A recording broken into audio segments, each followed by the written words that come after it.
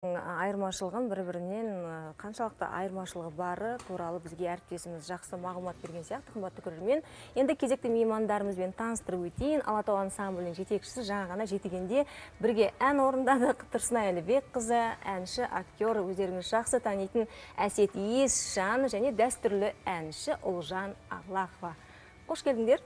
Қош көрдік. Таңғы көңіл күй қалай, жақсы деп ойлаймын. Бүгін енді біздің қазақ елі үшін бір керемет қуанышты күн болып отыр. Таңертең сағат 7:00-де біздің Қазақстан ұлттық құрамасының футболдан Словакияны 2-1 есебімен жеңген туралы көрерменнен сүйінші сұрадық. Қалай, кеше матч көрдің бе, Әсет? Бәрекелді.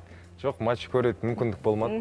Өйткені кеше біз алғашқы гастрольдік сапарымыздың алғашқы күнін бастадық. Айман Шолпанмен спектакльден кейінгі көңіл күй, ақылдасу анауымнан матчқа шамам жетпей қалды. Келген аяқтарыңыз құтты болып жатыр біздің Астанаға. Жалпы қазақ елінде осындай жеңісті күндеріміз көп бола берсін. Өздеріңіз енді осы жолы Мұхтар Әуезовтің 125 жылдық мерейтойына арнайы елордаға гастрольдік сапармен келдіңіздер. Қалай? Кеше алғашқы күн қалай өтті? Өте тамаша. Жастар театры керемет бір көңіл күймен, қонақжайлылықпен қарсы алды. Бір жағы өзіміз қатарлас оқыған Жүргенов атындағы өнер академиясында бауырларымыз болғаннан кейін, ол кісілер жалпы театрлық өмірді өте жақсы түсінеді, білесіз. Әділ ағамыз бастаған, досым жанағаларымыз қостаған үлкен шығармашылық құрам. Керемет қарсы алды, және театрдың атмосферасы бөлек қой бәрібір. Спектакльде өте жоғарғы деңгейде жүрген сияқты өзіме. Енді Әсет, өзіңнен бастайын деп отырмын, себебі біздің Қазақстан ұлттық арнасы тарихи фильмдер түсірді ғой, былтыр тәуелсіздігіміздің 30 жылдығына орай. Қаныш Сәтпаевтың жастық шағын өзің орындадың, жақсы шықты, өте сәтті шыққан фильмдердің бірі деп айтуға болады. Жалпы қазіргі формаңа қарап, енді түріңе қарап демекші, жақын арада тағы да бір киноға ұсыныс түскен сияқты, бір киноға ұсыныс түсті, ол енді әзірше құпия, бірақ бұл кейіп мол киноға емес. Бұл бізде енді былтыр Қанышқа түстік, одан кейін биыл жалпы 125 жылдыққа байланысты Мұхтар Омарханұлының жалпы Алатау дәстүрлі өнер театрының репертуарында жаңа бір белес деп айтуға болады. Айман Шолпан қойылғаннан кейін ол жақта екі Айман мен Шолпанға таласатын Жеті руының Әлбек деген байы, бағланы және Арыстан деген екі кейіпкер туралы, соның басты рөлдердің бірі Әлбек бұйырды Қанжығама. Содан кейін енді сол кездегі ата-бабаларымыз енді болмасаң да ұқсап бақ дейді ғой Абай атамыз. Сондай болайық деп шама келгенше сақал мұртымызды жіберіп басымызға тақиямызды кидік. Тамаша. Жақында кино оралса қайтадан бәлкім. Себебі біздің көрермендер Таңшолпан бағдарламасы арқылы өзіңді талай бейнебаяндарың өзіңнің орындауындағы Ағыраушан гүлі болмасын, ауылға сағыныш әніңе барлығын өте жақсы біледі. Түрің ол кезде тіпті аспан мен жердей деп айтуға болады, айырмашылығы. Жалпы алдағы өтетін үлкен осындай жобаларға сәттілік тілеймін. Енді қыздар өздеріңе сөз кезегін беріп отыр. Ұлжан, қашаннан бері осы Алатау ансамбліне келдің жұмысқа? Қанша уақыт болды? Алатау дәстүрлі өнер театрында жұмыс жасап жүргеніме 1 жылдан шама асты. Қайдан бітірдіңіз?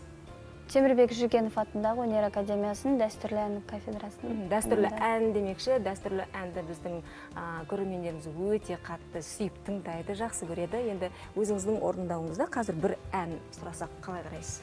Жақсы. Халық әні Сұлу жиренді орындап берейін. Ал Ұлжан бізге халық әнін орындап береді, тыңдайық.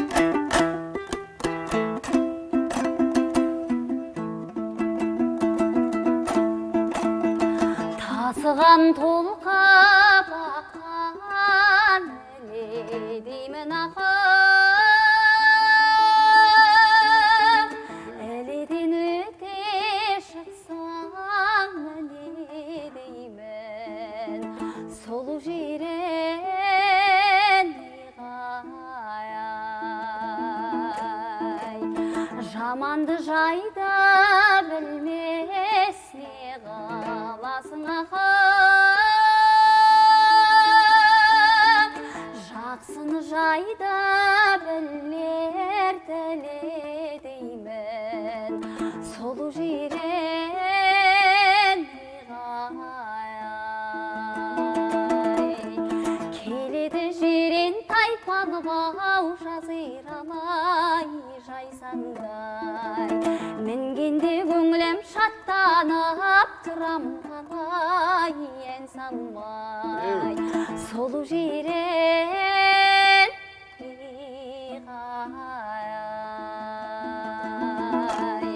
Солу жерен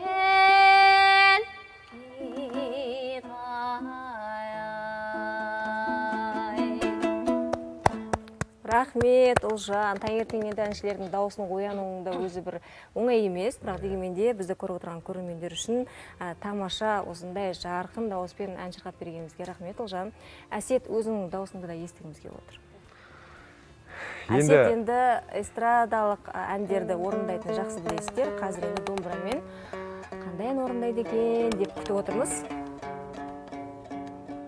Жалпы осы домбырамен орындаудың алдында бір айта кететін нәрсе, біздің жалпы Алатау дәстүрлі өнер театры басқа театрлардан ерекшелігі бұл жақта профессионалды әншілер, дәстүрлі әншілер, актерлар, бишілер және ансамбль құрамы бар. Сондықтан біздің спектакльдерде өзгеше болып келеді. Және біздің актерларға осы 1-2 жылдың алдында талап қойылған. Барлық актер, енді дәстүрлі әншілер айтады, онсыз да домбырамен ән айтады ғой. Ән айту керек, билеу керек. Иә, билеу керек. Қазір спектакльдерге барып көрсеңіздер, бізде бишісі қайсы, әншісі қайсы, актер, актрисасы қайсы ажырата алмайсыз. Біздің әрбір актеріміз, актрисамыз болсын, міндетті түрде домбырамен дәстүрлі ән білуге міндетті. Оларға сондай талап қойылған. Сонда демек, Ұлжан ән айтасың дәстүрлі, әрі билейсің, қойылымдардың барлығына қатысасың, солай ғой, иә? Барлық қойылымда біз қатысамыз, мысалы әнші болсақ та актриса болып келе жатырмыз. Ұлжандар қазірден эпизодтық рөлдерді сомдап. Әйтсе бізде дәстүрлі әншілер қазақша киім киіп алып, сахнада тек дәстүрлі ән орындап, солай көріп үйреніп қалғанбыз ғой. Біз енді жан-жақтылық жаңа енді шынымен дұрыс қойылған талап екен, Әсет.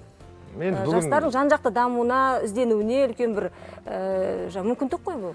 Әрине, бір жағынан дәстүрлі әннің бізде мысалға кей нәрселердің ұсынылуы дұрыс болмай жатады. Мысалы, хабарлады, сахнаға шықты, қақайып тұрып айтып кетті, ол кейде бір жастарға бәлкім бір әсер бермеуі мүмкін. Үлкендер тыңдауы мүмкін.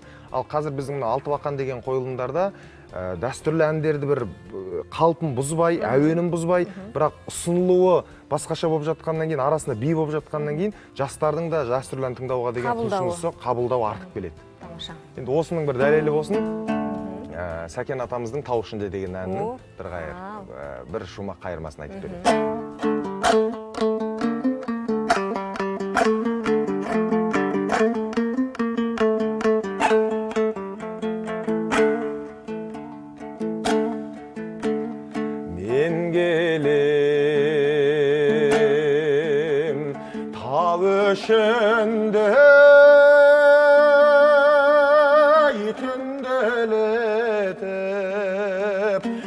Аймақты көңірентіп өлеңдетіп, астамада ақ боз атам салаңғағып, жаутақтап қолақтарын елеңдетіп, ақ боз ат менің тұлпарым, шалқыған көңілі сұңқарын, көкірек керей жоттамамен, ауаның жазғай жопарын. Ақау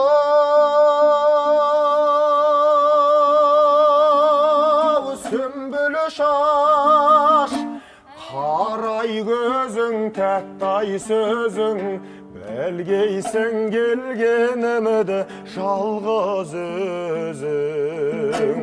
Тәттай сөзің, қарай көзің, білгейсің келгенімді жалғыз өзің. Тамаша, рахмет, Әсет, көп рахмет. Енді Алатау дәстүрлі өнер театры жақын арада, енді Астанадан бастадыңыздар, қазір гастрольдік сапарды Қазақстанның басқа өңірлері, мүмкін басқа мемлекеттерге бару жоспарда бар ма? Қыздар айтасыздар ма? Мен көп сөйлеп кеттім ғой. Ең бірінші Астана қаласынан бастап отырмыз. 16-сынан бастап Екібастұз, Павлодар, Семей, Абай, Аягөз қалаларын аралайтын боламыз. Бұл біздің театрымыз үшін ең алғашқы гастроль болып саналады.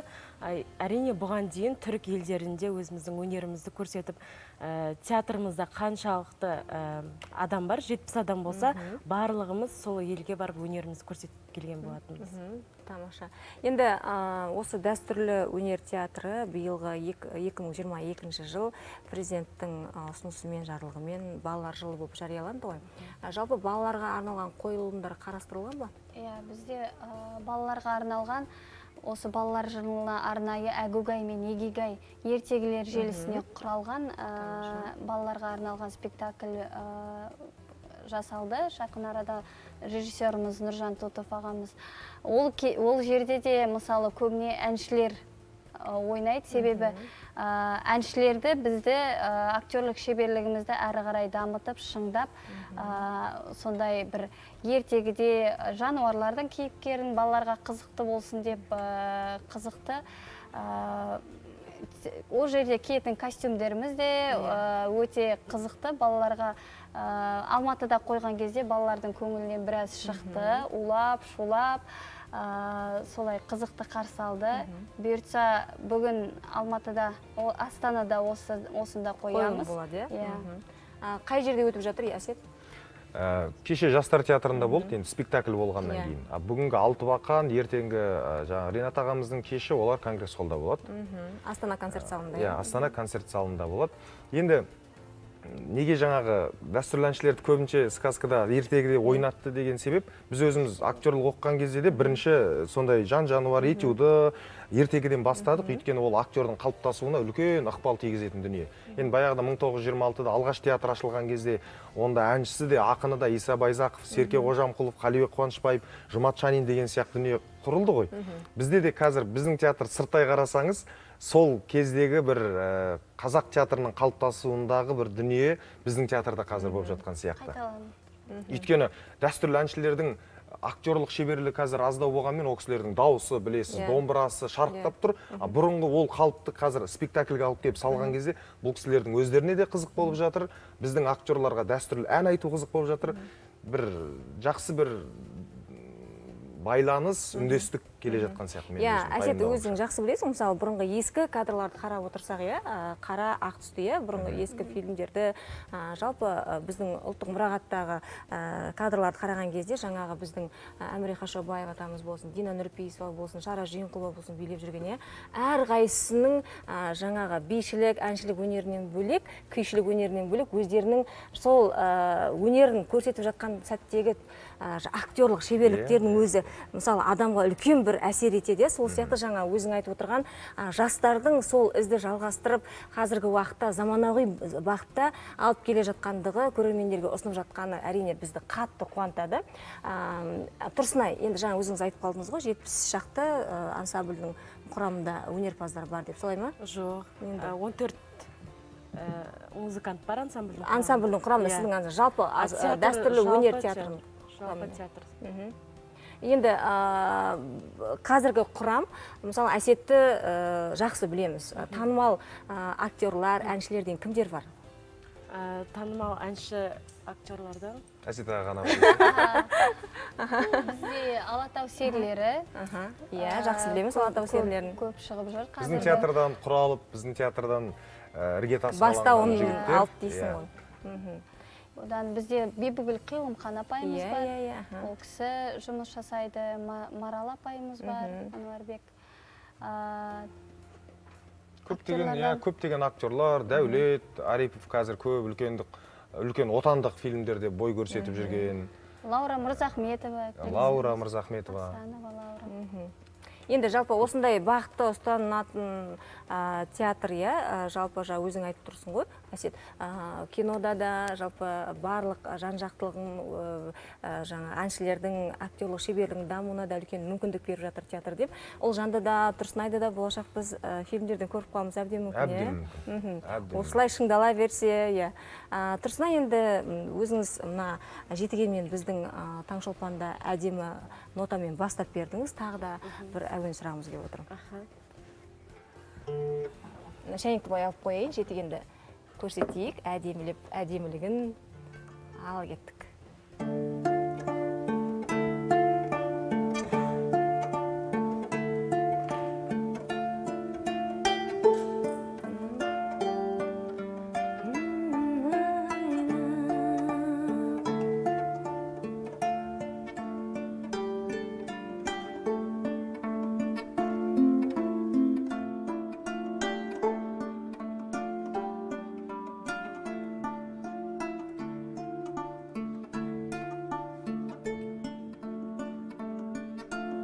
Қосылып айта берсек ме? Ақ жүрегім көк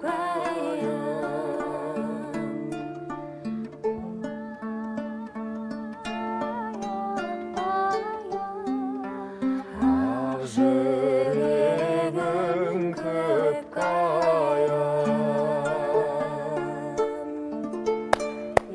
әдемі әуен, рахмет. Енді Әсет, қанша күн боласыңдар Астанада? 3 күн, 16 жылға Иә, көрермендерді шақырсаңдар болады, мүмкіндік бар қазір. Қадірлі қазақ елі, құрметті біздің отандастар, ұлттық өнерді қолдайық. Шынында да біз Ринат ағамыз осы театрға келген кезде бәріміз жинап алып бір айтқан сөз есімде. Жігіттер, бұл жерде ешкім айлық үшін жүрген жоқ. Бәріміз осы ұлттық өнерімізді, есікте қалып кеткен домбырамызды төрге шығарайық деген болатын. Сондықтан осы ұстанымды ұстанайық. Бүгін сағат 7-де, ертең сағат 7-де Алтыбақан қойылымына міндетті түрде келіңіздер, көріңіздер. Дәстүрлі әнді жаңаша бағытта ұсынамыз. Ол сіздерге міндетті түрде ұнайды. Сіздер содан бастап Алатау дәстүрлі өнер театрының тұрақты тыңдарманы, көрермені болатындарыңызға мен кепілдік беремін. Тамаша, бізде Таңшолпан ұжымы болып, барып қолдап, осы қойылымдарды көреміз. Қымбатты көрермендер, бізде қонақта болған Алатау ансамблінің жетекшісі Тұрсынай Әлібекқызы, әнші, актер Әсет Есжан және дәстүрлі әнші Ұлжан Ағлақова. Ал алдағы өтетін қойылымдарға сәттілік. Арнадан алыстамаңыздар, қымбатты көрермен.